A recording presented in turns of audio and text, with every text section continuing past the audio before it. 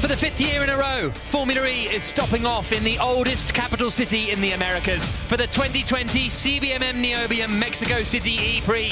Welcome to the Circuit of Manos Rodriguez for the 3rd round of the FIA Formula E season. I'm Jack Nichols. Alongside me is 3-time Indy 500 winner Dario Franchitti, and let's take you through this grid. On pole position, for the first time in the history of Formula E, it's Porsche. Andre Lotterer has his 2nd career pole in the series. Alongside him on the front row is Mitch Evans in the Jaguar. He was on pole position last time out, but the victory slipped away. The New Zealander will be looking to get back on track here. Nick de Vries matches his best qualifying performance with 3rd on the grid for Mercedes. He's yet to score a podium, but it's only his 4th ever race. Former champion Sebastian Buemi lines up 4th, just in front of Sam Bird. Yeah, envision Virgin Racing Sam Bird went from the unfancy Group 1 today into Super Pole. He looks quick. His teammate Robin Freitz is right alongside him on that 3rd row of the grid. Nico Müller with a strong performance, 7th on the grid for the Geox Dragon driver. His best performance, he's ahead of Jean-Eric Vergne. Yeah, Jean-Eric Vergne, and not happy after qualifying. This is most swear words I've ever heard in one sentence, but he's starting 8th and everybody's looking behind him and in front of them at the 2 DS Cheetahs today. Yep, his teammate Antonio Felix da Costa is in 9th place. 10th is Stoffel Van Dorn. He's the championship leader coming into this race. He's got his work cut out from 10th on the grid. Eduardo Mortara for Rocket Venturi Racing is 11th. The next British driver is Oliver Rowland in the Nissan, down in 12th position ahead of the other Dragon of Brendan Hartley. Then it's the other Porsche, one starting on pole position, the other Neil Jarni starting down in 14th place. Then we have got Lucas de Grassi 15th on the grid for the Audi team. Leading the team's championship, a BMW i Andretti Motorsport. But here's their first car, Max Günther, 16th on the grid. He's ahead of the Jaguar of James Collado. Then it's the other BMW of Alexander Sims, down in 18th position. 19th is Felipe Massa after he failed to hook up his qualifying performance. And Martin Hua struggled in the Neo 333 car. He starts in 20th position. Then we have the cars that had troubles. 21st on the grid is Oliver Turvey. His car broke down before the start. 22nd on the grid is Daniel Abt, who missed qualifying because he was in hospital getting checked up because of injuries. Yeah, a massive shunt from the Audi this morning. The fact that Daniel Abt and the Audi are on the grid at all is incredible. Great job. And then it's the 2 Mahindras at the back. Jerome D'Ambrosio and Pascal Wehrlein had to change their gearboxes. You're only allowed 1 for the year, but because of the change, they've had to go to the back of the grid, and they will both have to come into the pits early on to serve drive-through and stop-go penalties for Wehrlein and D'Ambrosio, respectively. So the cars are all in position. A 45-minute plus 1-lap race coming up here in Mexico City. A change to the attack mode rules. They're going to have 3 attack modes for 3 minutes each, which is going to be really, really interesting and slightly different to what we've seen throughout the season so far. You can hear the crowd getting to their feet and starting to cheer, because if the last 4 years are anything to go by, this 5th iteration of the Mexico City E-Prix is going to be something. Tyre wear is going to be an issue to do that long last corner, really put pressure on the left-hand side tyres. Hashtag Mexico City E-Prix if you want to get in touch over the course of the race. We'll be showing you driver's eye at various points throughout the competition as well. Pole position on the right-hand side is the Porsche of Andre Lotterer. Mitch Evans alongside him on the front row of the grid. Stoffel Van Dorn, championship leader, is all the way down in 10th position. What twist will the Formula E Championship take this afternoon in Central America? It's a long wait for these drivers, but all 5 lights are on, and we go green in Mexico City. It's a reasonable start from Lotterer. If anything, Nick de Vries has got a good getaway, and he's trying to find the inside line. Evans is through it. There's going to be contact. Lotterer is sent off in the Porsche turn 1. He tried to close the door, and he couldn't make it stick. And Mitch Evans is into the lead. De Vries is into 2nd. They almost make contact. Buemi is in 3rd. Robin Freitz is up into 4th position, around the outside of Andre Lotterer. No, it's Sam Bird in the other Envision car that is trying to get past Lotterer. Lotterer goes in deep, and he's thrown it away again. This time down at turn 5 and 6. No, he has actually managed to get back in front of Sam Bird. Impressive stuff in the end there from Lotterer. But it's Mitch Evans that leads, De Vries in 2nd, 3rd for Sebastian Buemi. And there's nothing Mitch Evans could do. He was going to get pushed into the wall, so he had to push Lotterer out wide. Here they come into the stadium section for the first time. The crowd on their feet. Evans pulling a little bit of a gap. And there's damage to the right front of the Porsche. Not big damage, but there's a little bit of damage there. Through they come. Now, Last year, this was a chicane. This year, it is the full old-fashioned Peraltada corner. There are the two BMWs fighting with James Collado further back. Daniel Apter's got going, but here we come through the Peraltada, out onto the start-finish straight again. Evans leads, De Vries second, Buemi third. Lotterer is under pressure from Sam Bird in fourth. Fifth is Bird, sixth is Muller, Freinz, Verne, Da Costa, Mortara, the rest of the top 10. The BMWs look like they're fighting with each other more than anybody else. They're going to have to start making some progress. You see Sam Bird and the Porsche of Andre Lotterer fighting it out.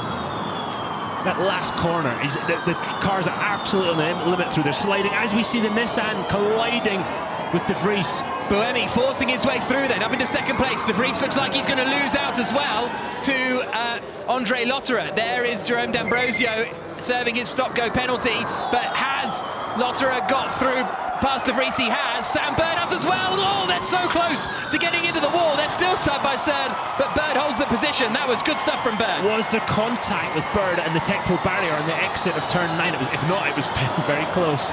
De Vries, I don't know if he's got a problem or damage or something. He really seems to be struggling out there. Yeah, he's defending it through there. There's something wrong.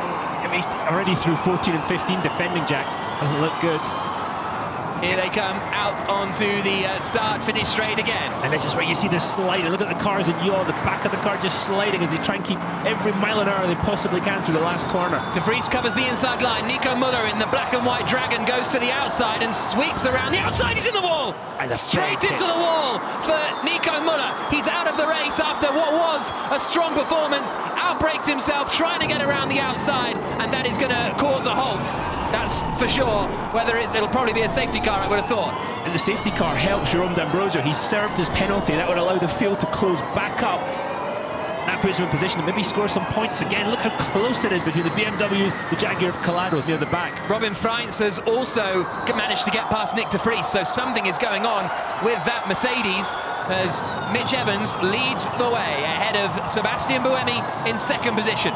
Third is Lotterer, fourth is Bird, who's still all over the back of Lotterer. The Porsche ahead of the Envision Virgin. Lucas Di Grassi up 4 places from the start. Here they come around the start, finish straight again, and the safety car is deployed then. Safety car deployed as they come around the Peraltada. They will all slow down behind the safety car until that car can be removed. And also you can't activate attack mode when the safety car is deployed. So attack mode activation is open, but you can't activate attack mode. Scott Elkins, the race director, has told Nico Muller, by the way, to stay in the car for the time being. That's why Muller is still in there. Wow, dramatic start then. Pretty crazy. Here's what happened to Muller. So he just tried to send it around the outside. Just carried a little bit too much speed in. Whoa, it's a big hit. Look at the wall moving. So under safety car now, they're going to deduct this. This will be the angle. As Nico Muller, here he comes. Oh, wow, they broke the camera. Another one. This maybe the second one today. Yeah, so under safety car, 1 kilowatt hour will be deducted from the energy in the battery. So energy saving is still going to be so critical as this race goes on. Teams, this is race car control. We're going to go through the pit lane, follow the safety car through the pit lane on the next lap. That allows vehicles onto the track, and they can work and moving the car out, fixing the position of the wall if they have to. As we see the new BMW safety car, the convertible, new for this event. So 40 minutes plus 1 lap remaining. We're behind the safety car here in the Mexico City E-Prix. You see the cars filtering through. Alexander Sims in 16th place there in the white and blue BMW. And then it's Gunter in 18th, so neither have really made a huge amount of progress. Daniel Abt is still there just in front of Ma. Mitch Evans leads. Second is Sebastian Buemi. Third is Lotterer. Fourth is Bird. Fifth is Freinz. Then the silver 17 car is Nick De Vries in 6th. The 2 gold DS Techeetahs of Verne and Da Costa. Then it is the Venturi of Mortara. Then it's Van Dorn, De Grassi, Roland. The next Porsche of Neil Jani is in 13th place. Then we're into that group of cars we just saw. James Collado, Hartley, Sims, Massa, Gunter, Abt, Mar, Turvey, Verline and D'Ambrosio. The 23 runners we still have. And this is a perfect scenario for the 2 Mahindras at the back. They've served their penalties at the back of the field, and now they can just try and get forward. The car's quick, the Mahindra is fast, so it's the penalties from this morning are now nullified. A shame for Nico Muller. as he climbs out of the car. The 27-year-old had a best qualifying before this of 19th place. This is only his fourth E-Prix. It's only his third start because he didn't manage to start the first race of the season, and he performed really well in the German Touring Car Championship last season. As you can see, they're going through the pit lane so they can clear the car away quicker. But this is what happened at the start. A good start from Evans, and he just sent it. But watch Evans' proximity to the inside wall, because if you watch, Andre starts to squeeze him a little bit towards the inside wall, and Evans is either going to hit the wall or push Lotterer wide. Yeah, there wasn't much he could do there. Was there much Lotterer could have done? Could have given him a fraction more room, but not massively. You know, I don't think there's anybody really you could point at fault. Okay, he could have done something more. And you can see him cutting across the grass. That where it rejoins from the grass to the asphalt, that's going to get bigger, and that could cause some damage later in the race. This is on board with Lotterer. You just watch the right front and watch as Mitch Evans comes down the inside in the Jaguar. There we go, locked up. Gosh. There we go. Oh, and a hit. Oh, was that De Vries that hit? Yeah. Okay, so maybe that's where some of the damage has come from on De Vries' car. There was De Vries lurking. Oh, so sending some smoke signals. And then here comes the hit. Oh no, or was it? No, it's Sam De Bird. Vries, yeah. Sam Bird, that contact. Oh, look at De Vries on the inside. He got onto the dusty part of the track. Oh, that was close, wasn't it? Yeah, De Vries got on the dirty part of the track in turn 2. This is a bit of wheel spin for Evans as well. Neither of them got away great, the front two. It wasn't a clean sight to the grid today because the drivers on the racing line are completely different. Look at everybody locking up. Webby's got to be thinking, oh, good, this is looking good. Now he's trying to hunt for a way past the car in front, and he's got to be thinking now he's got a chance at passing De Vries.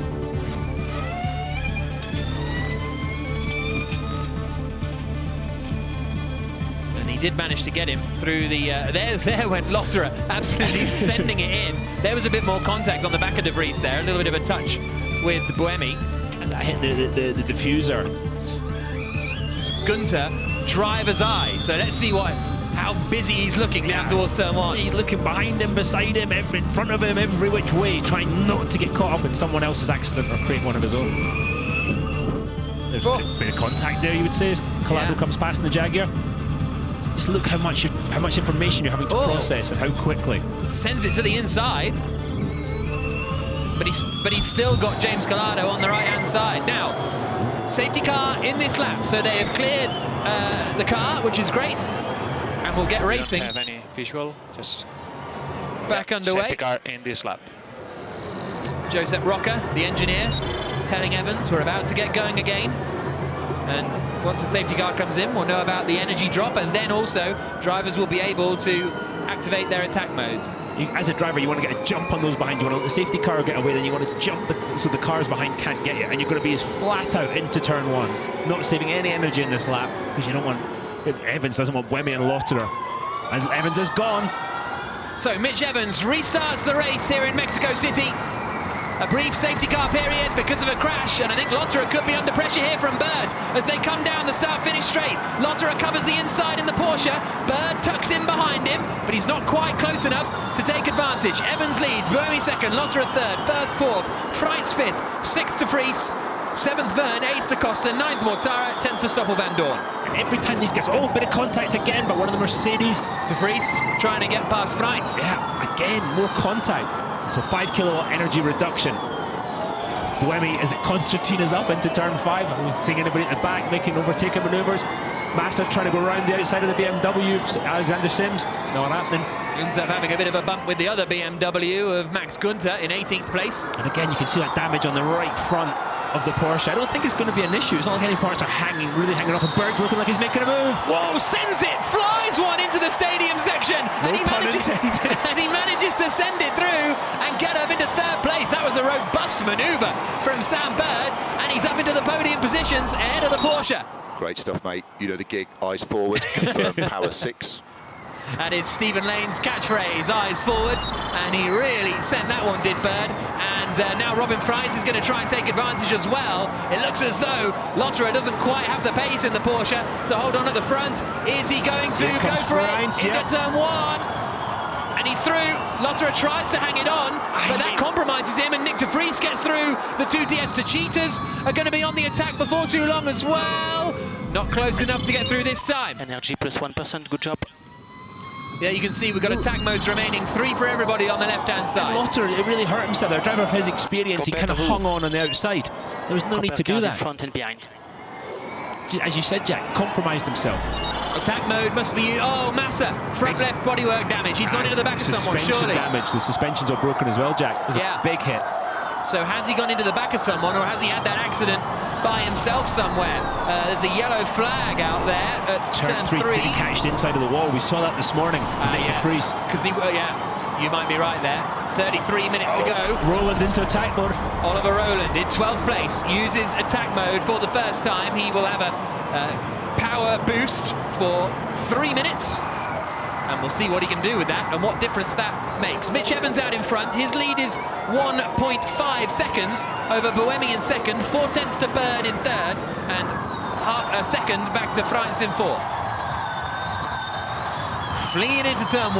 Now, Oliver Roland has got a 17% increase in power on those around him. You can see the bits of the barrier flying around. But yeah, Oliver Roland, he's got to make some passes with that power advantage in these long Feel free straights. to exit the car. Thank you very much. Thank you. Okay, Felipe, go P0 and then report. Okay.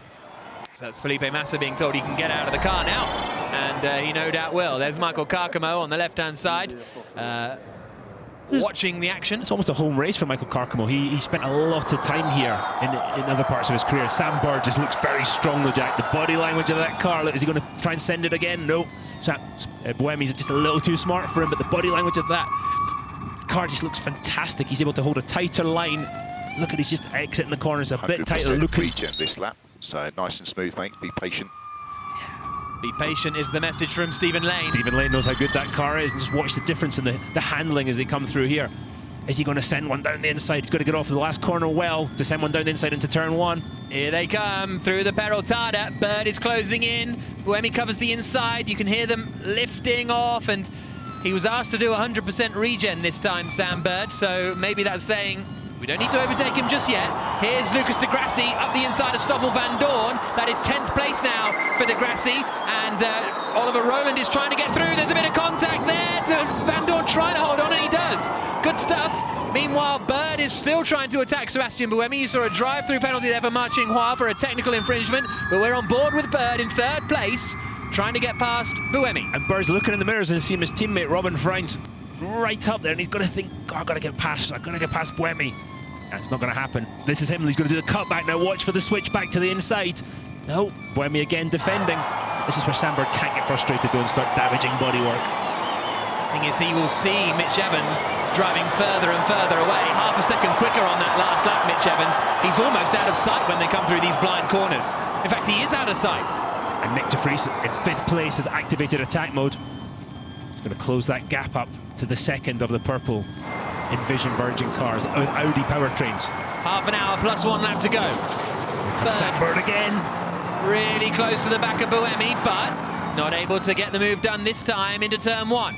And again, every one of those attacking maneuvers you make in the car, you've got to pay for it later in energy consumption. And the car is beeping, telling you when to lift, when to coast. It's telling exactly what to do so you don't overconsume energy. Let's see what happened to Felipe Massa. Oh, has he gone into the wall on the outside? I think. Yeah.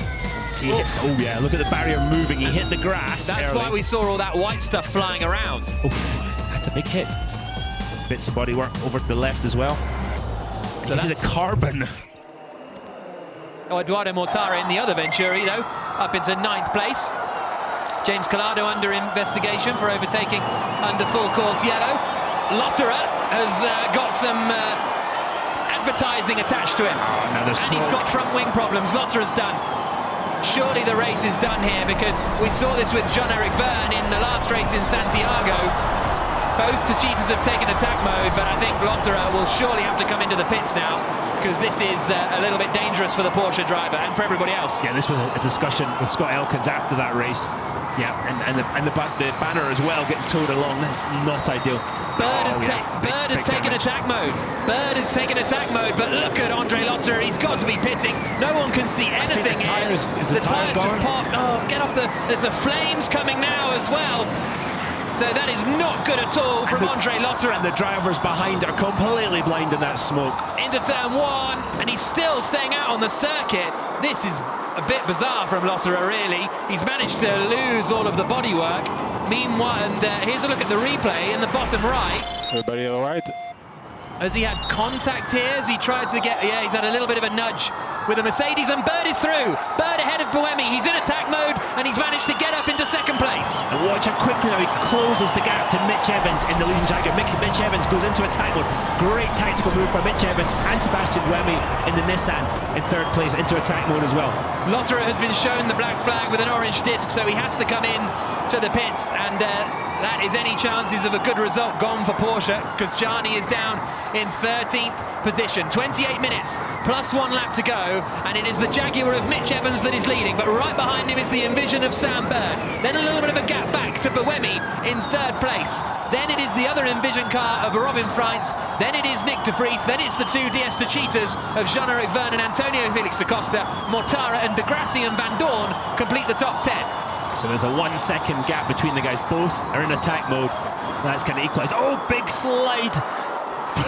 Wow, coming out of turn one from the Dragon. Brendan Hartley just keeping it together. Sweet Daniel Ab driving her after that huge accident this morning, making some progress up to 17th.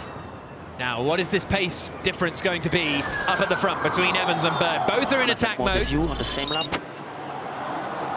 You can see energy remaining here on the left-hand side. Bird has got a bit less than everybody else, but there's still a long way to go in this race. And I think Freitz is going to be looking to try and get past Buemi before too long. And there is Lotterer back in the pits.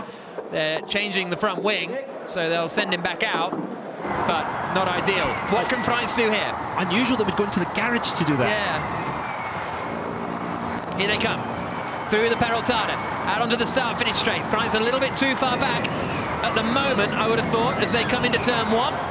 But the Dutchman will try and close in. Evans, +1 compared to Sam, same as Buemi, same as De Vries, -1 compared to Vergne. Bertrand Famine telling Robin Freitz he has got more energy than he needs.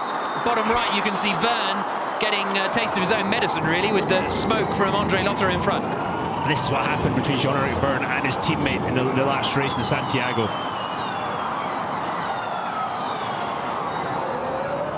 Well, yeah, let's identical lap times last lap between first and second. Mitch Evans. Neil Gianni's been given a drive-through penalty now for a technical infringement. Bird is out of attack mode. Evans still has it for another minute. You can see that from the one chevron on the left-hand side.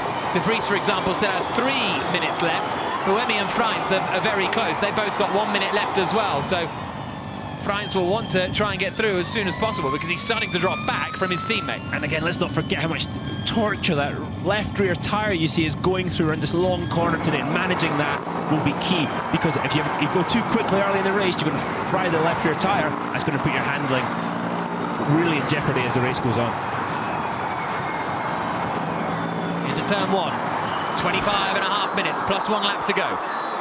Mitch Evans still looking best of anyone, really, in terms of usable energy remaining. Him and Robin Freitz both on 65%. Da Costa's on 67%. So that's not bad for Da Costa in the DS de Cheetah. I was expecting them to make a little bit quicker progress up the order, but we've still got 25 minutes plus a lap to go. Just what I was thinking, Jack. The same thing that the DS de Cheetah. Everybody's been worried about them, thinking, oh, here they come. Speaking about that, I think Buemi's going to be worried about France again. Just the balance of the Envision Virgin car looks very, very nice. Nick de Vries is also coming back into that fight a little bit. He had been struggling in 5th place, but it looks as though he's settled down a little bit. Fan Boost winners are announced on the right-hand side. Andre Lotterer has got Fan Boost, as has Nick de Vries, Lucas de Grassi, Antonio Felix da Costa for the DS de Cheetah team, and Stoffel Van Dorn. So those 5 drivers with the most votes from Fan Boost get a power boost to use in the second half of the race, up to 5 seconds at 250 kilowatts, as opposed to the regular race mode of 200 kilowatts. Mitch Evans leads the way, 2.2 seconds ahead of Bird. Buemi and Freitz still battling over 3rd spot, with Nick de Vries still lurking there in 5th position in the Mercedes at the moment. And da Costa is ahead of Vergne, according to the timing tower on the left-hand side. So It looks as though that they may have swapped positions, potentially. We'll see whether they fight back coming down into 5 and 6, but it is now Da Costa ahead of Verne. And again, there was some swapping of positions. Da Costa let Verne through in the last race and then felt he was getting held up by the teammates, so maybe they're repaying the favour. The teammates don't normally work as a team, they just try not to crash into each other, which is the team really doesn't like very much. 24 minutes plus a lap to go. Nobody taking their second attack mode. A reminder, 3 attack modes today, and the team was saying that, and Nick de Vries has used 2 of them actually, so that explains why he's a bit closer to the back of everybody else than I thought he would be.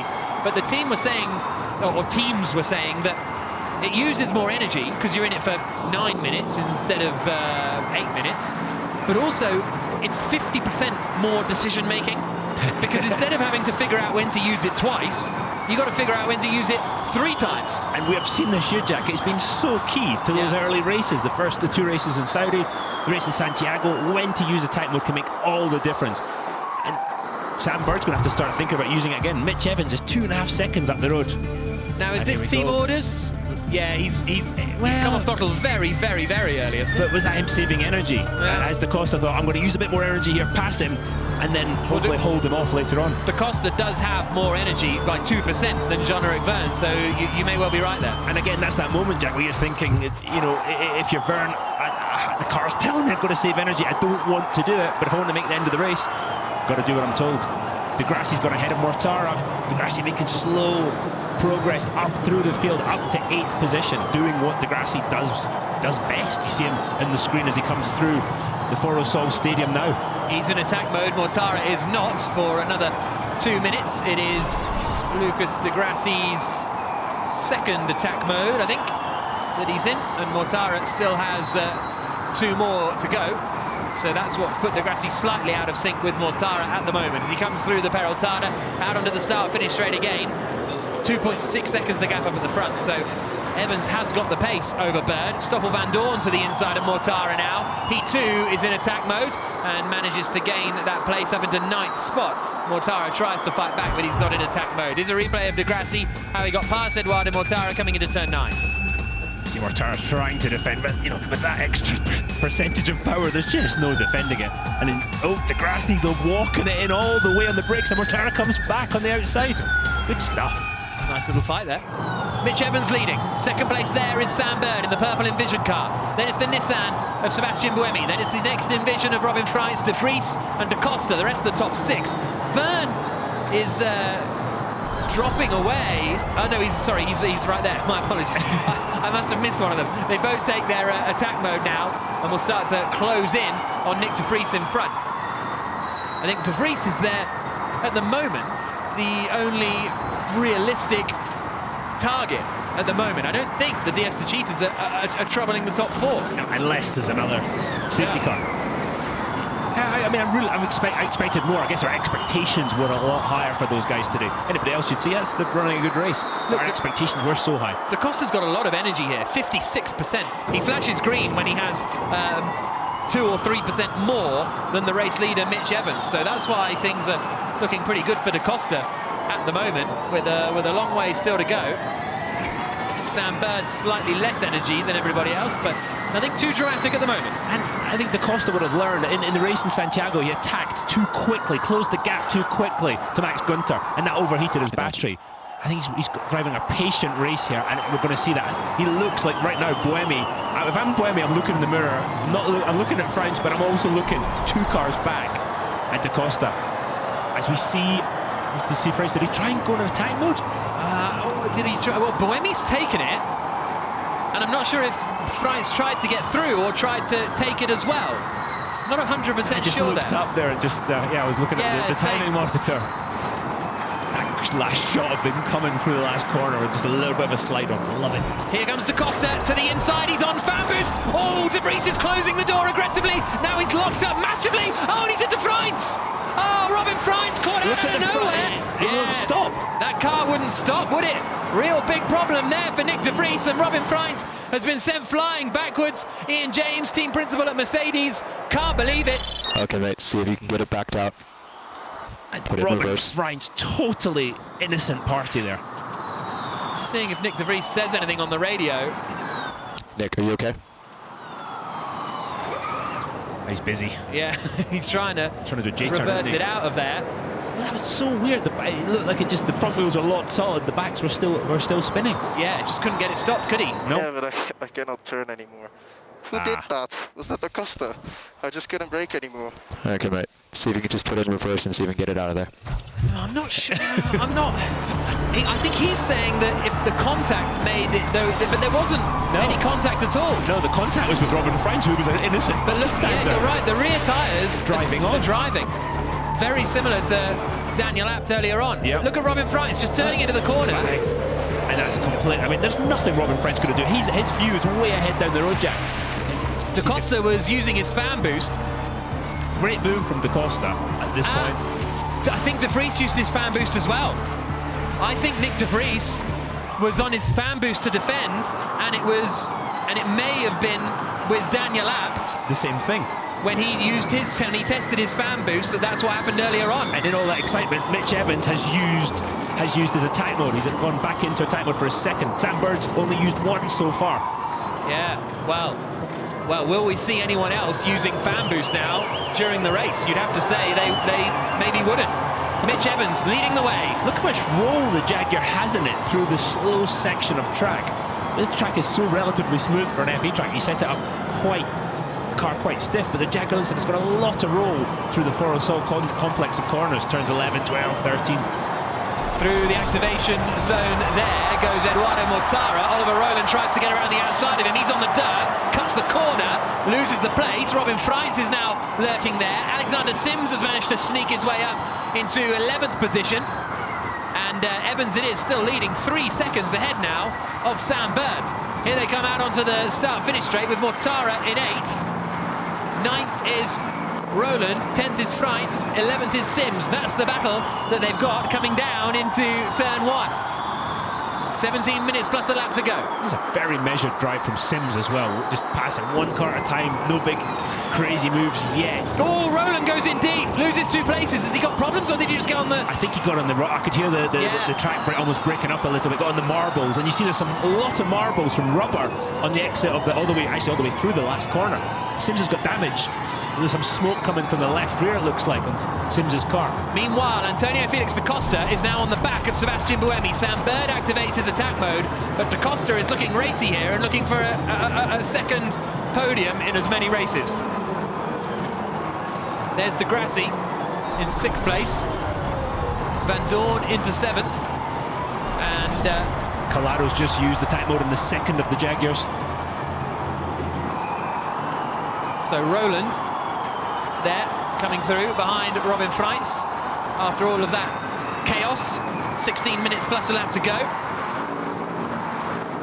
Evans still leading, 4.5 seconds ahead of Sam Bird at the end of that lap, although Sam Bird took his activation zone, his attack mode.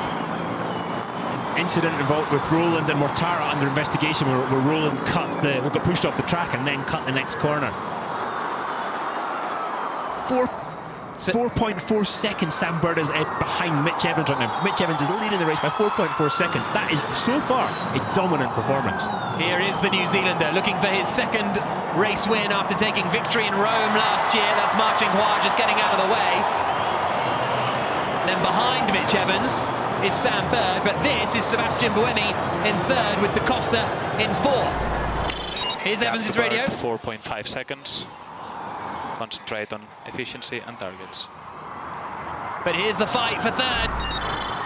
Antonio Felix da Costa in the DS Techeetah, right up behind Sebastian Buemi in the Nissan. Not close enough. He's got his teammate right behind him, Jack, and as we know, Vern can get very aggressive. Da Costa closing up on the brakes into turn 1. Where's he going to try and make the move?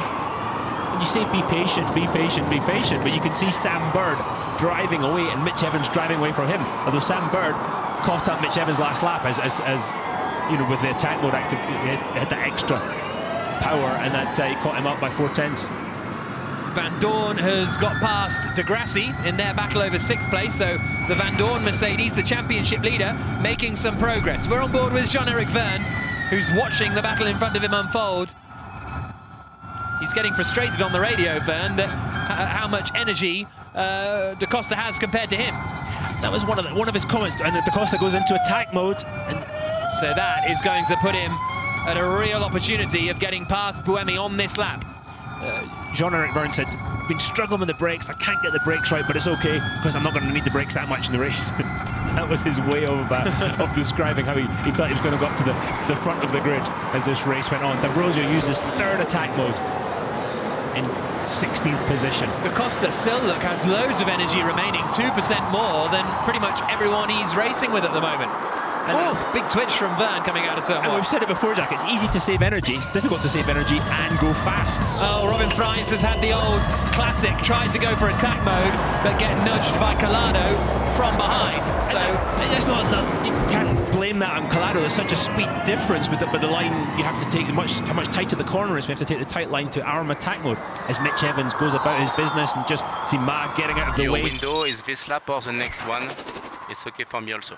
That means, I think, taking his attack mode, does it? Yeah. I don't know if I said earlier, but Neil Jani had a drive-through penalty for a technical infringement. And there goes Buemi. Now he activates attack mode. So does Jean-Eric Verne. But is that going to be Da Costa's opportunity to get a switch back here coming through Peraltada? And Da Costa's got to do it now because he doesn't have attack mode, and Sebastian Buemi is going to disappear in this next part of the track. So Da Costa missed it last time. When we were on board with Verne, we saw Da Costa try and take it, but he missed it. Oof, that could be painful, could be expensive mistake. Here they come. Down towards turn 1 again. 12 minutes plus 1 lap to go. Mitch Evans still 3.4 seconds up the road from Sam Bird in second, but this third place battle is the one to watch. Surprised. Can I pass Tonio in the next straight? It's what we are looking for, yes. Yes, it's okay. Okay, so Verne has asked permission to pass Da Costa on the next straight. The team have said yes. Drum roll, please. Exactly. Has Da Costa said yes? Tonio said turn 1. Tonio said turn 1. But that's half a lap later. That's half a lap. Tonio says turn 1 once he's been through attack mode, I bet. Yeah, exactly. And then I'm sure Jeb will have to be closer. Jack, you're starting to think like a driver. Is he going for it? There he goes. Tonio takes the attack now and we'll let you pass turn 1. Sure he will. Drivers have long memories. Well, these guys fell out in Santiago, then went skiing together afterwards. Stupid, we lost so much time with this. Yeah, if you're Verne, I happen to agree with you. Glass I mean, I houses. listened to you guys, but we were wrong. Okay, Verne feeling frustrated. Gary Pafford and Nick de Vries having a chat. Just talking about what happened. Oh, he's letting him through. Okay. There was a line from Da Costa last race. That is the first and last time I let Jev through. Apparently not. They have dropped a long way back from Buemi, though. That was really badly orchestrated, I think, from the DS to Cheetah team. They could have orchestrated that so much better, lost much less time. Yeah. Well, if they'd have done it when Verne said, Yeah. but Da Costa said, you know, it's not up to Antonio to decide when's the best time to let him through. Have to be a bit stronger, I think, with the drivers. Drivers have strong personalities, but yeah, the upshot is Buemi's driven down the road with by Buemi, then you can race with Jeff. 1.6 seconds. Buemi's up the road now, and that's difficult to pack. It costs energy to close that gap. Yeah, I'm so much quicker than him. And he's got 2% more usable energy. What a bizarre decision from Techeetah. There's some on the back of Collado's car. We see some of the barrier from earlier from the. And Robin Fries in front of Robin Freins, who I wonder if Freins has got damage actually, because he got a big old hit, didn't he, from Nick de Vries? Yeah, he did. Collado's just used attack mode for the third time. That's it. Yeah. Here come the two DS Techeetahs. So Da Costa has let Verne through and then been told you can race him. Very odd. Yeah, I agree. No, it's easy to say from here. We don't have all the information. Oh, lock up from Verne. That hasn't been well managed. Oh, you can hear it hitting the... Oh, that's Mar in the wall. Safety car. Right. He just made a big mistake. He's managed to keep going, Ma Jinghua, and hopefully he can pull off in a safe place. Attack mode off for Jev and Buemi. See that. And here comes Da Costa to the inside, coming into turn 9. And Verne doesn't fight him too hard. But they're just losing more and more time. Look where Buemi's gone. Buemi must be laughing, looking in the mirror. It's like backwards leapfrogging. They're leapfrogging each other. one step forward, two steps back. Trust me, they'll learn from this situation. The track is now clear at turn 3 and Maz got off the track, so that's good. It's good for the race, it's not good maybe for some other guy's strategy. 2% more energy than Buemi. Yeah, but you've got a big gap to close now to Buemi. You've got 1.5 seconds to close. And you could... Exactly. They come across the line. Buemi in third is 1.2 seconds now because Da Costa's in attack mode ahead, whereas it was 0.1 seconds before. Here's a replay of Ma just bumping into the wall. Getting offline. Offline. Yeah, and you could hear the stones hitting the underside of the car. But he's managed to pull off the circuit in a safe pace. Yep. And we're not sort of talking about him because he's serenely going about his business here. Mitch Evans in the Jaguar, 4.5 seconds up the road. Yeah. That's really impressive stuff. Really impressive. Mitch Evans. Bird has still got an attack mode to use, so I wonder if they're just saving it till the end in case there's a late safety car or something like that. There's no point in burning it. He's 3 seconds ahead of Buemi and not really under any pressure. We're on board with Degrassi, 8th place. Up ahead of us is Alexander Sims in 7th position. He started in 18th. What's he been up to? He's been passing Degrassi, he has. Fantastic. Great stuff from Alexander Sims. He was on the grass. He was on that sort of jump on the exit as we see Degrassi all over and it hit him. I wonder if Degrassi got a knock from behind there. Is anyone right behind him? Oliver Rowland? No. Good excuse though, Jack. Degrassi going to try and return the favour. The BMW's quick though. Say Alexander Sims, that BMW. Something's going on with Robin Freitz. He's only taken one attack mode, and we've seen him try to take it a lot of times. And you can only have... Sorry, Jack. Da Costa has caught Buemi in a hurry. Yeah, he's right on the back of him. You can only attempt to take attack mode 5 times, so we think Freitz might be in trouble with that. I mean, he's down in 12th place anyway, so it probably doesn't really matter. It might be a sensor. Yeah. Here comes Da Costa again. He's going to make the move into turn 9. Now Buemi's going to defend this one. And that is Daniel Abt. Da Costa's gone right round the outside, sailed it round the outside. Da Costa is having a great race, but you've got to say, the Diaz Techeetah guys have not helped him with the strategy. The pace is there by him and the car, but they've got to do a better job. If he doesn't get second place here, they could have done. Absolutely. Big ask. Mitch Evans is now 5 seconds up the road. Yeah. Da Costa caught Sam Bird by 1/9 of a second that last lap. Very impressive Bird, stuff. 1 attack mode left. Matthew Day, using the hashtag Mexico E-Prix, points out, as we look at a replay of Da Costa going around the outside, extra energy, extra power, end of story. But Matthew Day says, you remember that Jeb let Da Costa through 2 birds, 3 seconds. earlier on. We thought maybe it was because Da Costa had more energy, but if that was a let-through, then maybe that next let-through was the returning of the favour, and then they're allowed to race. So I get your point there, Matthew. Leading the way is Mitch Evans. Here's what happened to Daniel Abt in the bottom right. Whoa, just snapped on him. He just must have got a wheel on the grass. Round she went, and Daniel Abt must be thinking, oh no, not again. Yeah. But yeah, look at Mitch Evans just driving away. He's almost out of the stadium before the next car of Sam Bird comes into view. This is one of the most dominating displays in the history of Formula E, this, from Mitch Evans. It's up there. Yeah, absolutely, Jack. Mitch Evans was so angry after the race in Santiago and vented on the radio. And the team said, wait, yeah, we had a chat and we're talking about how he can be calmer on the on the radio and in the car. And he seems to have done it. Degrassi taking attack mode again. Chasing down Alexander Sims. 5 minutes plus 1 lap to go. Da Costa, we think that strategy that he's just been told to do is absolutely go for it. Now you've got everything you've got. 5 minutes plus 1 lap to go. And you are only 1 second behind Sam Bird. Oliver Rowland is on the back of Degrassi. 5 minutes plus a lap to go. Has Robin Freitz taken any? Robin Freitz is in trouble here. He's not going to be able to use both of his attack modes. Maxi Guntz is out of control. Does he get it? Goes across the grass and rejoins the game, but he's in 16th place. Yeah, he's having a tough day, Max Gunther, from winning last time to running 16th. I wonder if he's got some issues with the car that we haven't seen. There's the usable energy remaining. Da Costa. Bird is in his final attack mode now, and that's Da Costa's chance. Da Costa is through, is he? Up into second position. He was side by side with Bird as they exited the stadium section. They're still side by side. Coming through Perotana. Bird's got extra power. so he should be able to hold on to this one. There's no way going side by side. Look at the marbles on the outside of the track. You go out there, you're in the wall. Here they come down towards turn one, and well, there was that Da Costa's chance. Bird's going to try and build the gap now. 1% more than Sam. He's going to have to build the gap because right now I think his attack mode's going to run out with 1 lap and 1 minute to go. Oh, it's off! It's off, yeah. Got On white. the marbles, in the wall, and what was looking like a great day for Envision Virgin Racing has disappeared.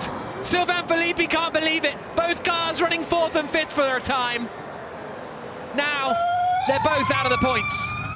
And that means Da Costa is 2nd, Buemi is 3rd, Byrne is 4th, Van Dorn is 5th, Sims is 6th.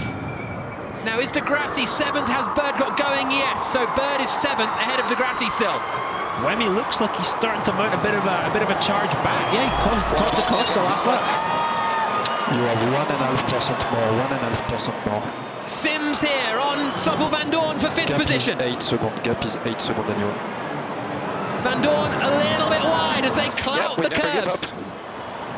This is 1st and 2nd in the Drivers' Championship, Jack. Yes, absolutely. So whoever finishes in front here effectively will lead the championship, although that depends on the points that Evans and Da Costa and Buemi pick up. Here's Bird.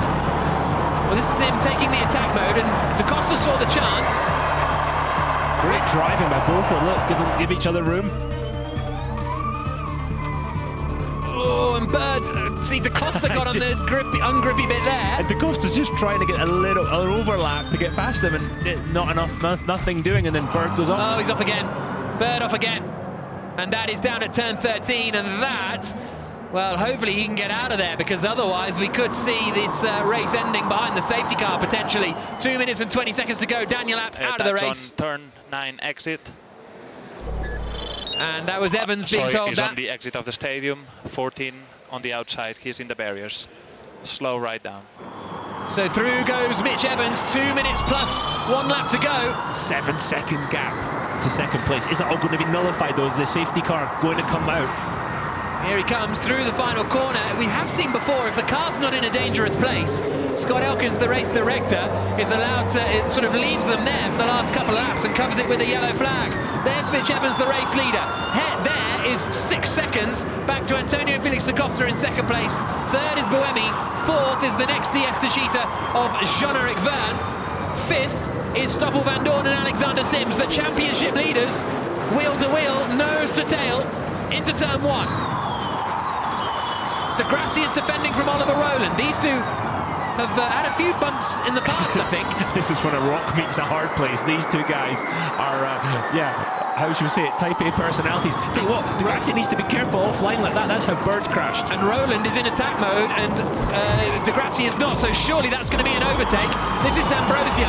He's forced his way past Brendan Hartley, but Rowland is going to be all over Degrassi for 7th place here. He's not quite got through yet, but now he's on the straight section down towards turn 9. Degrassi's using his fan boost to try and defend. He manages to cover it off for the time being, but Rowland is still This is in race attack control. mode. This is race control. Car 2 is going to stay in its location at the exit of turn 12. Obey the flags. Obey the flags, please. Okay, so there. Obey the flags. We're going to end the race under green flag racing. They've just got to avoid Sam Bird's car, but he's in a very odd position. I don't know how he's ended up there. That's very odd that something's happened. Maybe the wing got trapped underneath the car or something, because normally he wouldn't go there. Jean-Eric Verne down to 5% energy. Rowland's attack mode is over. So Rowland's attack mode, he's lost his opportunity to get past Degrassi using attack mode. Now he's got to use it properly. Meanwhile, Mitch Evans on the penultimate lap of the Mexico City E-Prix. Yeah, it doesn't need to be a hero now. He's got a 5-second lead, and he's coming up to get the last lap board. God, this has been just a dominant display by Mitch Evans and Jaguar. James Bartley's probably thinking, come on, just one more lap. It's just a phenomenal job so far. So, D'Ambrosio, Robin Freins fighting it out. yeah, although Robin Freins is going to be in for penalty city, I think, anyway, because of he hasn't used all of his attack modes. There's damage coming off a car there. Lucas Degrassi is still defending from Oliver Rowland. It's is it a Mercedes? It's Van Dorn. It's Van Dorn in the Mercedes. He's out of the running. Has he had contact with Alexander Sims? Championship leader, he's hit some. Look at the front tyres, towed in. The championship leader is not going to score points. What happened here? Oh, it's the marbles. Oh, the same, and he got caught out with that in Santiago last year. Van Dorn is slowing down on the straight leading up. The championship leader is not going to score points. Just when we thought it had settled down on the last lap. Be very careful on the run up from turn 6 to turn 9. Mitch There's Evans stuff everywhere. now being told, Da Costa 4 just seconds just and a half slow away. down. And he has, Bring it Jack. home. He's done that. He's slowed down. He's been caught at 0.8 of a second that last lap, and he doesn't care. He's 4.5 seconds up the Obey road. the yellows, obey the yellows. Sims is He's up into 4.5 5th place. seconds away. And here, into the stadium section, on the final lap, comes Mitch Evans. It's a standing ovation. This was the place where Jaguar scored their first big result in the history of Formula E. And is this the place that Mitch Evans really launches himself into being a championship contender through the final corner? One of the most dominant races in the history of the championship. Mitch Evans wins in Mexico City. Wow. Yes, yes! This is how it's done, mate. Superb drive. Second across the line for Da Costa. Third is Buemi. Vern. Ooh. Vern was very close Yes, there. guys. You guys nailed that. The work between these last 2 races has been absolutely amazing. Huge comeback from Santiago. Thank you. Don't abuse the brakes. Don't abuse the brakes. Don't abuse the brakes is the message. Sims 5th, the Grassy Roland, Mortara Collado, Fairline, the top 10. Well, Shall we talk to Mitch Evans? let's see what he's got to say. Mitch, it's Dario on TV. Congratulations. That was just dominant. Thank you, man. It's great to hear your voice. Yeah, I mean, obviously, after the pain during Santiago, the guys have done such an amazing job to give us a car that's been dominant in the race. So we've got a good quality car now. We've got a good race car. So just a huge thanks to everyone in the team. And this feels so good. You did a great job too, mate. Well done. I've never seen a dominant display like that, I don't think, in Formula E. Certainly not in the latter seasons. Listen to the crowd.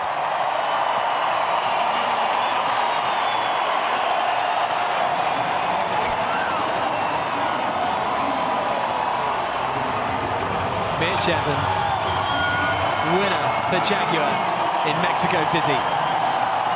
It's Going all the way around, milking it all the way around.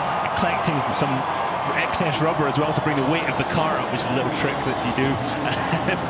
Sebastian Buemi got his first championship points of the season. Alexander Sims came from 18th to 5th. He's got some of the barrier, some of the signage underneath the Jaguar. Double points finish for Jaguar. James Collado got up into 9th position. And they're finally allowed to get out of his car is Sam Bird. What happened there? I wonder if it's the damage from that first collision in 3 that folded the wing under. Because as you say, Jack, it's a really odd place to. The wing is under, actually. Yeah. That's obviously clearly what you're referring to, but I think Bird is getting a cheer. Hopefully he knows that's for him and gives them a little wave back, because he was there running, well, comfortable. I don't want to say comfortable, but comfortable. Yeah. And only 16 finishers today. It was definitely a bit of a race of attrition. Absolutely. Neil Jani, the last qualified finisher. So if you played the new F1 FE predictor and you went for your last classified finisher and it was Neil Jani, good choice. Where is Evans off to? He wants to go somewhere.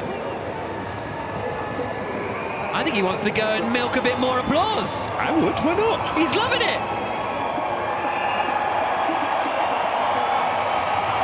Listen to that crowd. Fantastic.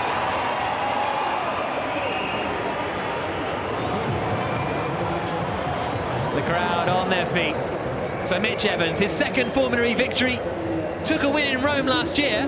Do you know where he started on the grid? Second? Behind Andrew Lotterer. Oh, do I get a prize? Yeah, yeah, you do. Fantastic. I guess his team weren't there, to be fair, for Mitch Evans. The PR man Adrian has arrived, but no one else yet for Evans to celebrate with as he goes to get Wade. Pat on the back from the DS to Cheetah team. And smiling Da Costa. yeah, He was only 4 seconds behind at the end. Yeah, Evans slowed down, didn't he? He did the old Jackie Stewart, winning at the slowest pace possible. Don't need to be a hero, don't need to go off on the last lap. He'd done all the hard work up until that point. Da Costa's done well.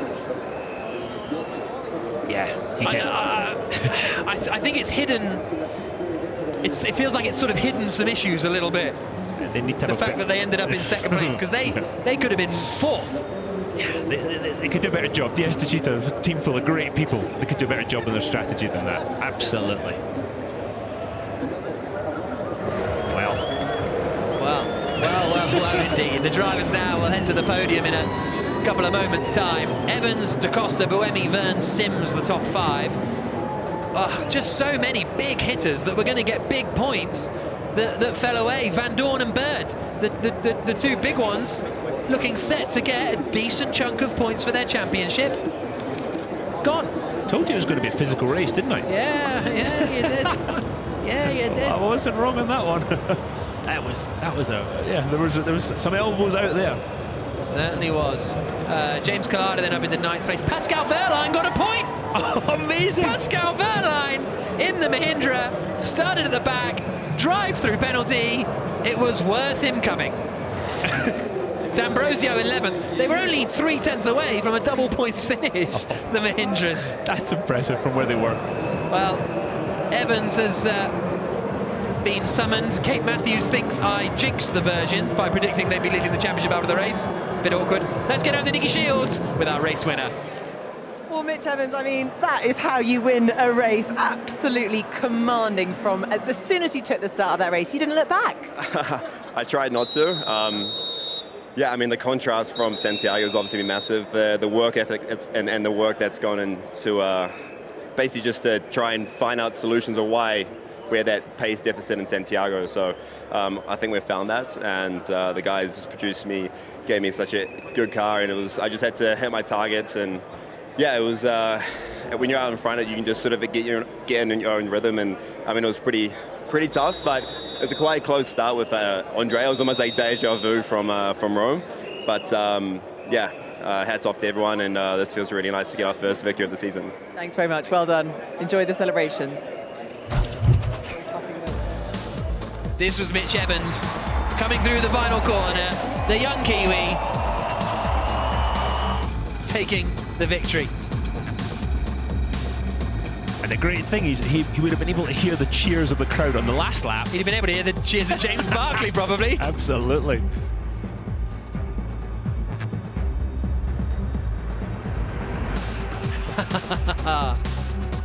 Let's hear from the second place finisher, Nikki. Antonio Felix da Costa, what a race for you. Up from P9 and a second consecutive podium. Yeah, I just need to sort out my qualities, really. You know, the car is really fast. I just need to get more familiar with the car in one lap, you know, and make my life a little bit easier in the races, because, I mean, these races are super fun, but I'd rather have a race like Mitch, you know, where there's not much going on. But yeah, massive shout out to the team, you know, they've been amazing. The work that it's done behind the scenes, there's people in Paris right now, so merci mec. Thank you guys, you know, we're coming for this championship. Great one for you and the team, thank you. Great to see the fans. I think he wants to stay. He wants to stay. Oh, well. Let's hear from our third place finisher. First points of the season for Sebastian Buemi. Is this where his title challenge starts? Well, Sebastian Buemi, it's been a long time coming this season, but first points and first podium, what a way to do it. Yeah, I'm happy. Yeah, the Techeetahs today, they were really quick, especially Antonio. I kind of overconsumed at the start to try to keep Andre behind me. Not easy. And then obviously I paid the price for the rest of the race because I had overshot the consumption. But at the end, I'm happy to be able to finally, you know, clinch a podium since New York. So it's good, it feels good. Congratulations, thanks Sebastian. Sebastian Buemi, this was his move on Nick de Vries in the early stages to get him into second place, ended up finishing in third position. I don't think that Nissan quite has the race pace that it did last year. They've had to change it over the summer for a twin motor, from a twin motor to a single motor. Here's a look at the results after the CBMM Niobium Mexico City E-Prix. Mitch Evans victorious, 4.2 seconds ahead of Antonio Felix da Costa in the end. Sebastian Buemi third, Vern fourth. Sims 18th on the grid to 5th position finish. Tremendous stuff, you have to say. De Grassi 6th, and a huge shout out for Pascal Wehrlein getting a point, finishing in 10th place. Then look at all the retirements. Big ones, Van Dorn and Bird and Nick de Vries and Lotterer from pole and Felipe Massa. What a race that was.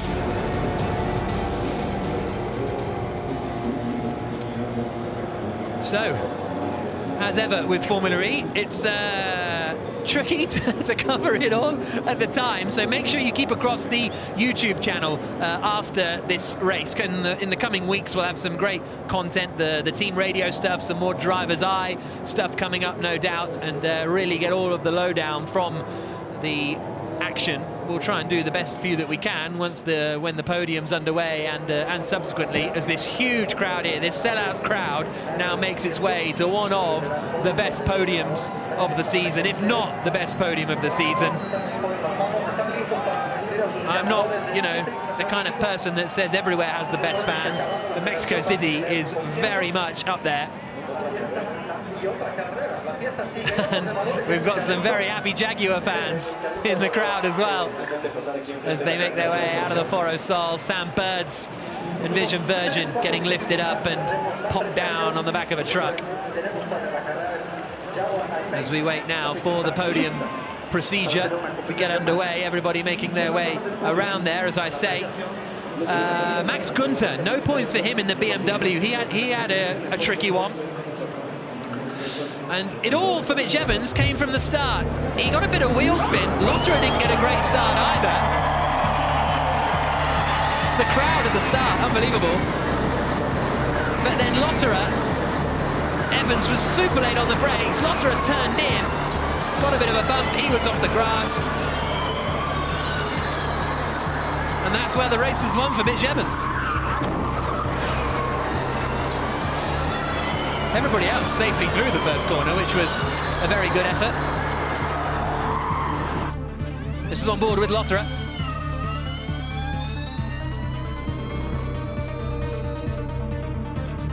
There pops up Evans. Oof. That could have... Lotterer was a bit lucky he didn't get spun around there, and Evans was a bit lucky Lotterer didn't put him in the wall. And then it was coming down into this next right-hander that Lotterer absolutely sent it.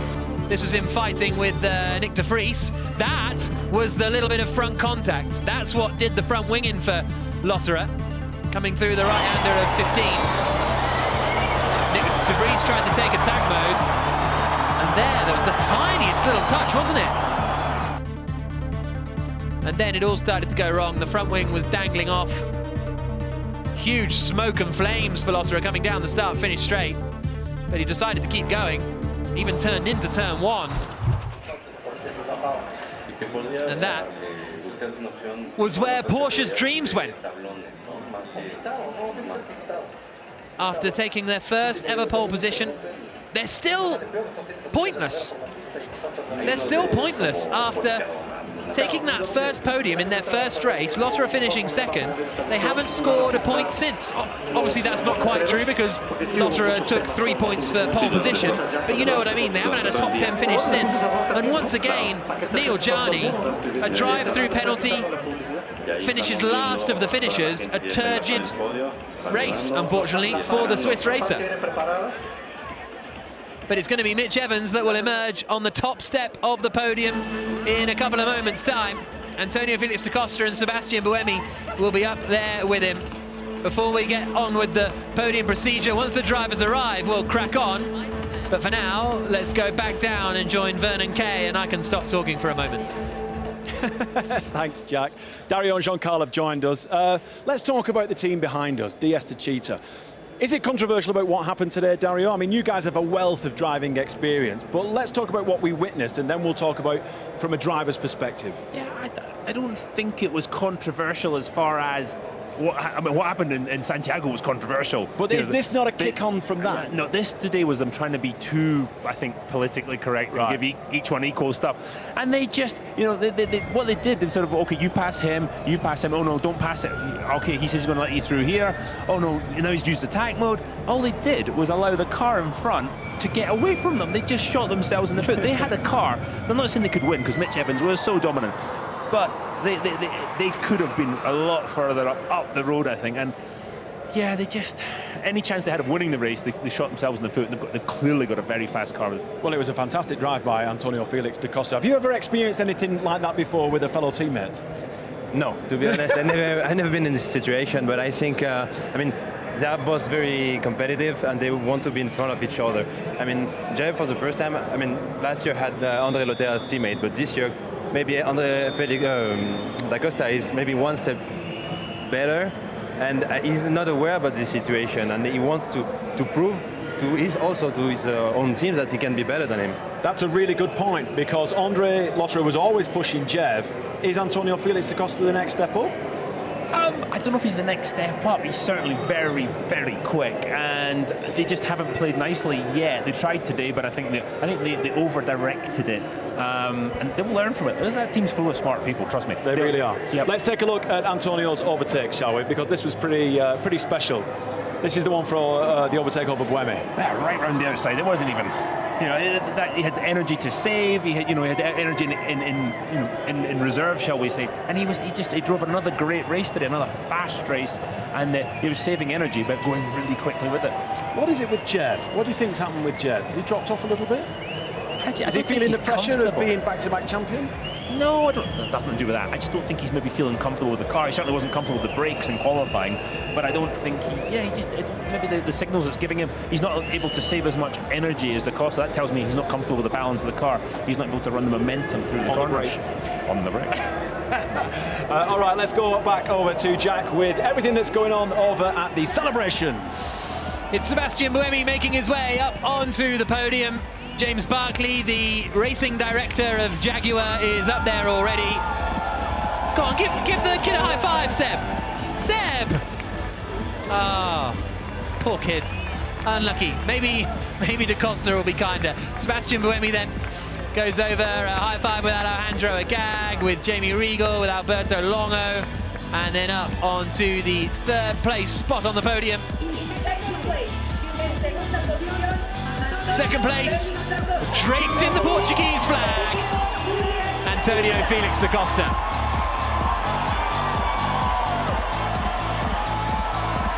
Go on, high-five the kid. Oh, no one's high-fiving the kid. It's all on you, Mitch Evans. And a big hug with Rubinho. I wondered if they were going to do the little comedy fall there, Barrichello was. Maybe he'll do it if he hands out a trophy. Wouldn't that be amazing? Oh, I'm really excited for that now. I really hope he does that now. Da Costa up onto second spot. Here comes Mitch Evans. Is he going to high-five the kid? Or will he be too distracted with his second Formula E victory? The New Zealander has won in some cool places. The Rome podium was special. This one is going to be absolutely electric. High five the kid. High five the... Oh, that's heartbreaking. Heartbreaking. But Mitch Evans.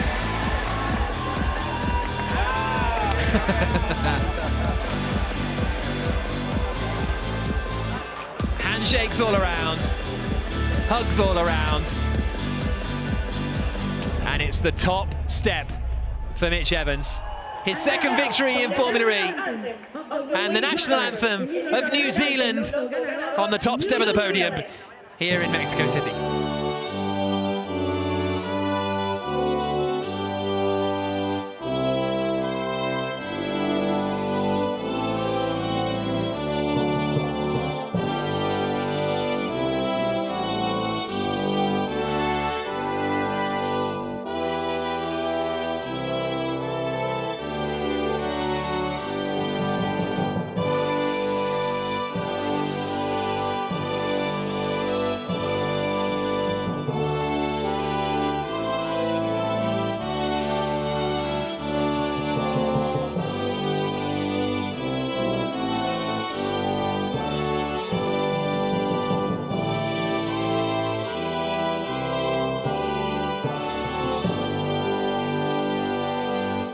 And now the British national anthem for Jaguar.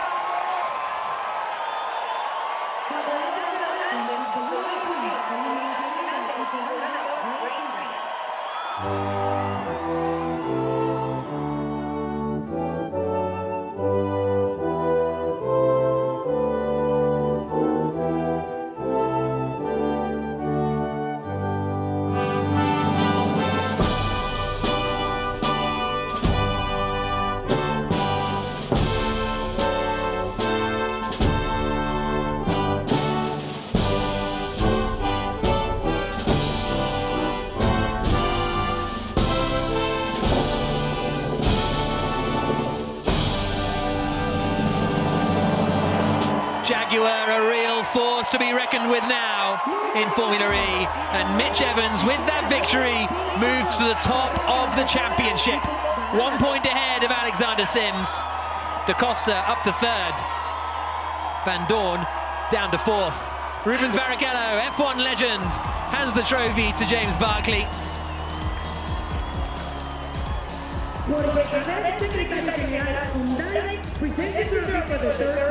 Sebastian Buemi receives his trophy. Jose Abed, Vice President of the FIA, gives the third place trophy to Buemi. Antonio Felix da Costa in second place. Vicente Mangaña, Country Managing Director for ABB Mexico, has the trophy for da Costa.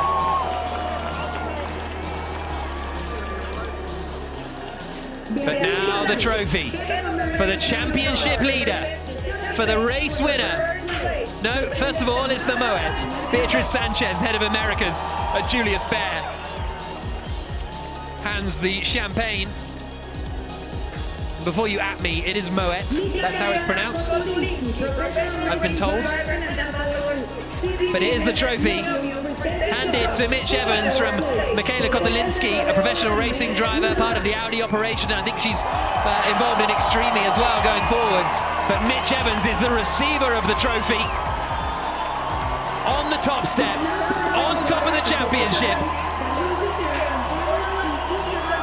And after delight turned to despair at the last race in Santiago, it is now delight on the top step for Mitch Evans. Look at that view. Mitch Evans needs no encouragement to get the drink flowing. That's not a slight on him. He just enjoys himself. As Jaguar take victory again, Mitch Evans surely is no longer a dark horse for this Formula E title.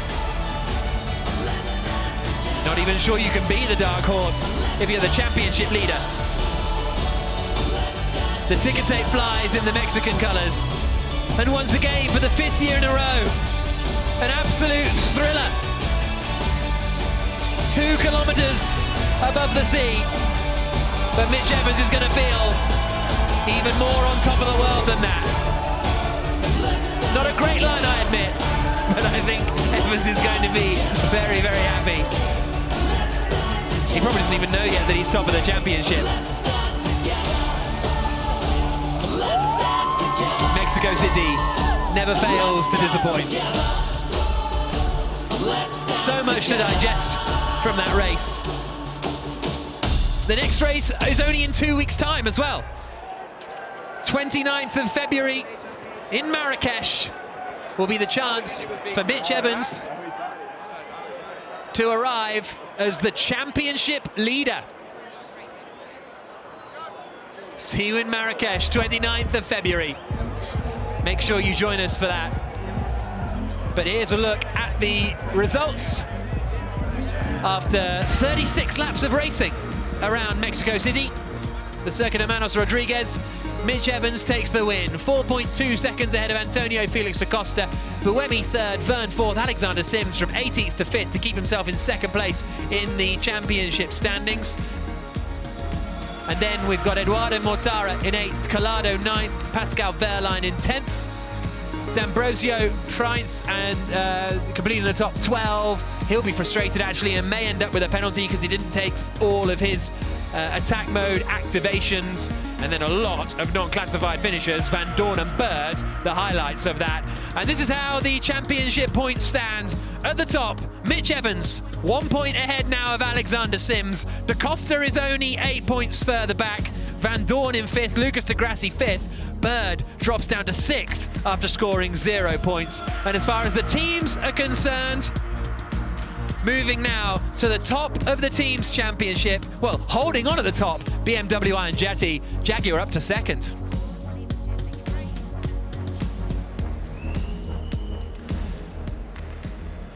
So Mercedes are in 3rd, only 3 points behind Jaguar. Big jump for Jaguar. BMW actually have done well there to climb that far up the order. A 5th place finish for Sims. Absolutely crucial after a thrilling race here in Mexico City. It is the new championship leader, Mitch Evans, Vernon. Yeah, thanks, Jack. Tremendous performance from Mitch Evans. And like you guys said in the commentary booth, one of the most outstanding drives that we've seen in the history, albeit a short history, of Formula E so far. Yeah, we're into season 6 of Vernon, and that's one of the most, if not the most dominant display at the front of the field I've ever seen. The car's coming past us now. I don't think there's a scratch on it, which I'm not sure you can say about any other car in this pit lane. In Formula E ever. Oh, I'll tell you what, somebody's going to earn a lot of money out of parts tonight. Let me ask you this. Mitch Evans has been a constant for Jaguar Panasonic over the last 2 years. He's had 3 fellow co-drivers. Let's not forget that. Nelson Piquet Jr., Alex Lynn, and now James Collado.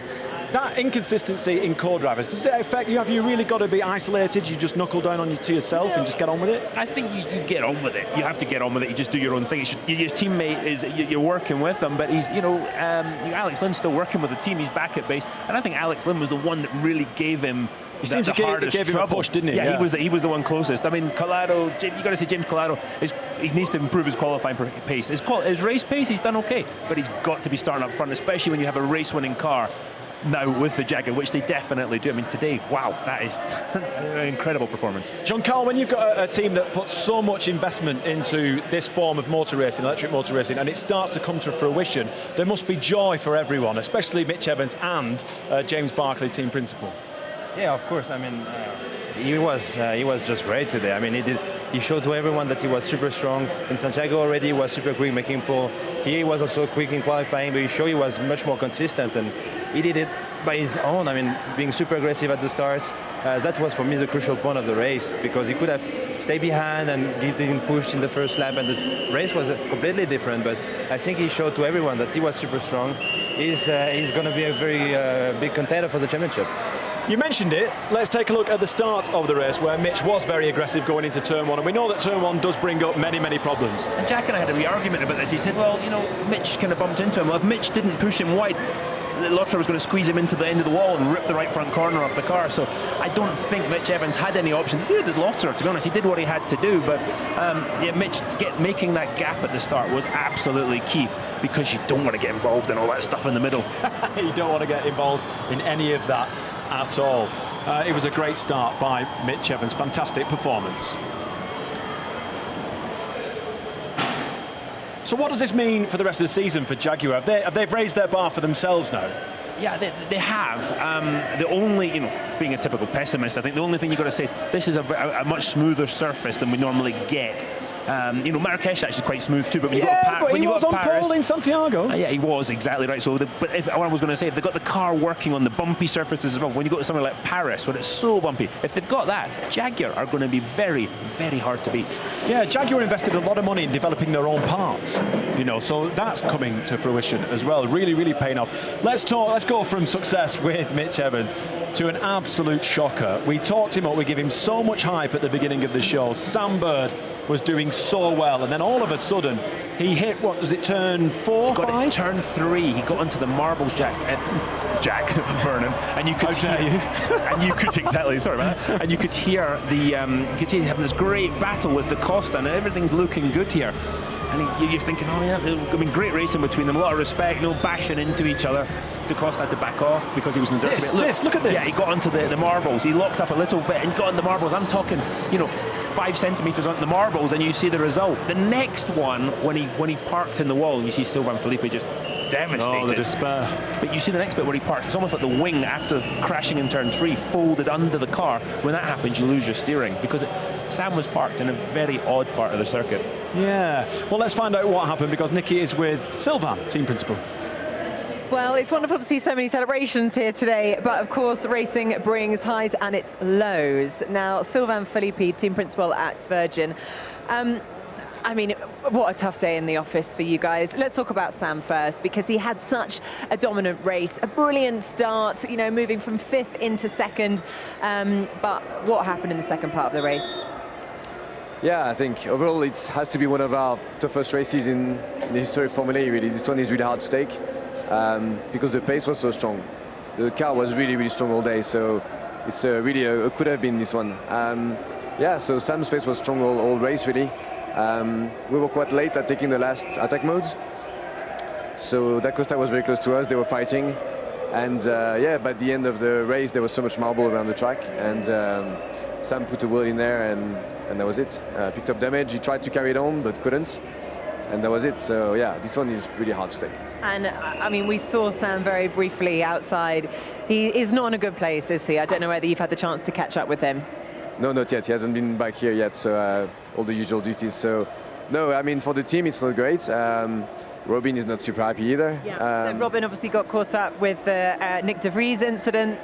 Yeah, the expression of being a passenger is really the definition. Robin was on the racing line and that started to turn into turn 1.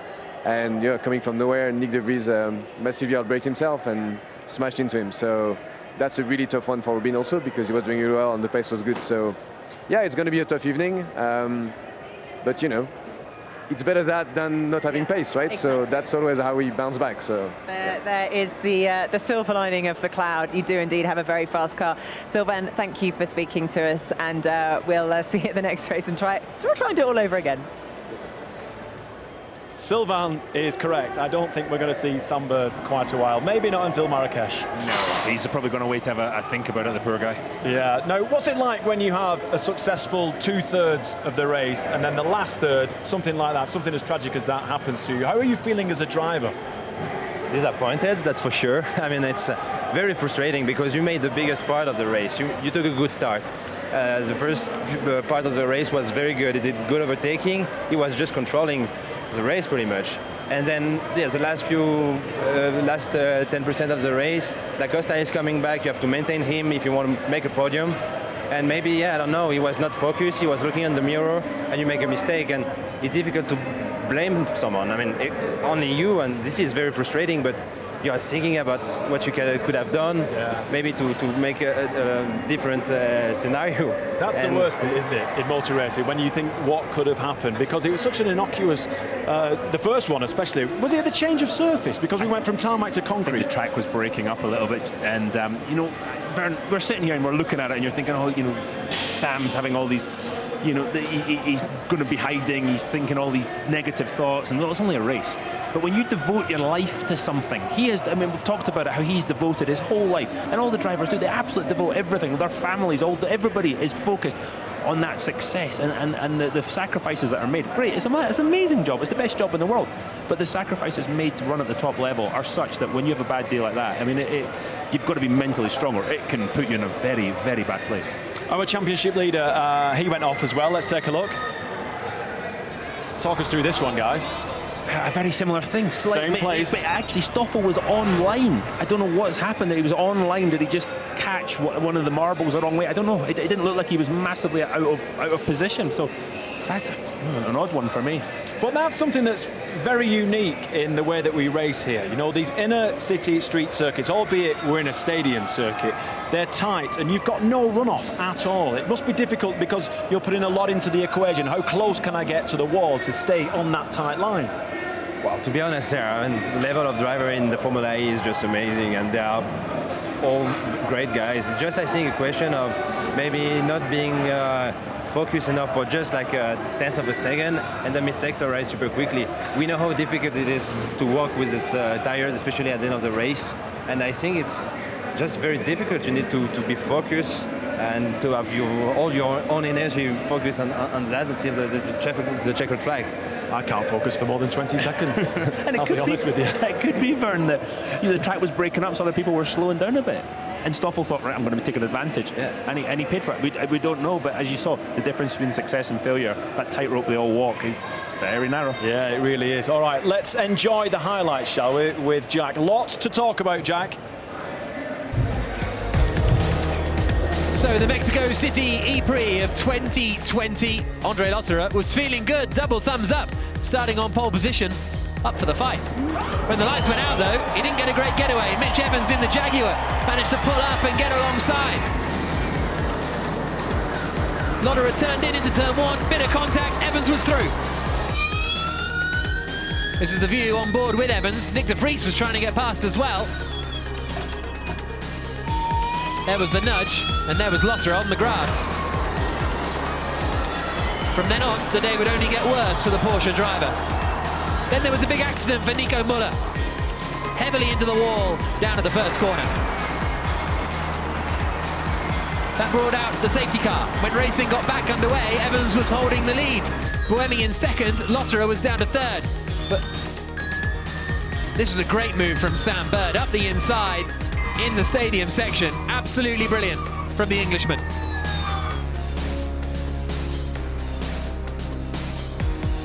Lotterer was then passed by Robin Freitz down at the first corner. He tried to get the cutback, that cost him a bit of time, but it was this that ultimately ended his race. A little nudge there with Nick de Vries, and his front wing was a goner. Smoke coming off it, he started to drop back down the order. Tried to hit the wall to get it off, but that only made the problem worse and allowed Jean-Eric Vergne through. Sam Bird, in attack mode, swept around the outside of Sebastian Buemi and up into second position. And then Nick de Vries used his fan boost to try and defend from Da Costa and wiped out Robin Freitz with a very similar looking technical problem to the one that afflicted Daniel Abt earlier on in the day. Mitch Evans, though, meanwhile, by the way, was still in the race, just miles away out in front. Verne was let through by Da Costa. Later on, they would switch back positions. Alexander Sims made a good overtake on Lucas Di Grassi up the inside into turn one. Daniel Abt had a spin. Da Costa went around the outside of Buemi.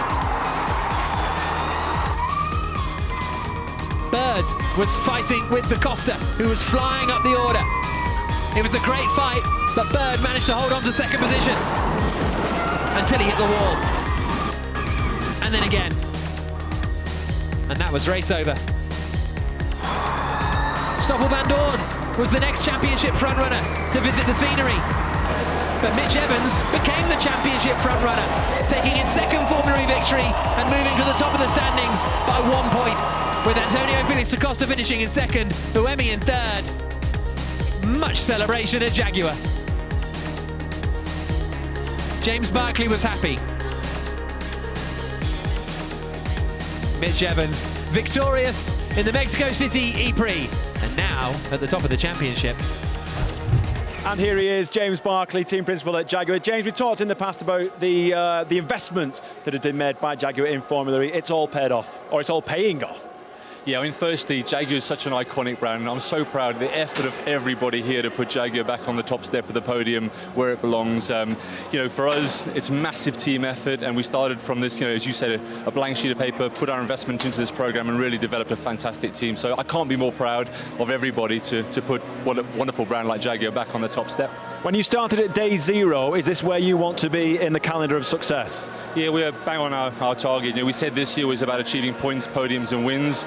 2 podiums in a row, our first win of the season, 2 front rows. You know, honestly, for us, a fantastic start to the season, and we're just super pumped. You can see how motivated we all are. I see how excited you are. This means so much to all of us, for all of us and everyone back in the UK at the factory. All right, James, thank you so much. All the best. We race again in Marrakesh on the 29th of February. Make sure you join us. Will Jaguar be as successful there? We will find out. See you then.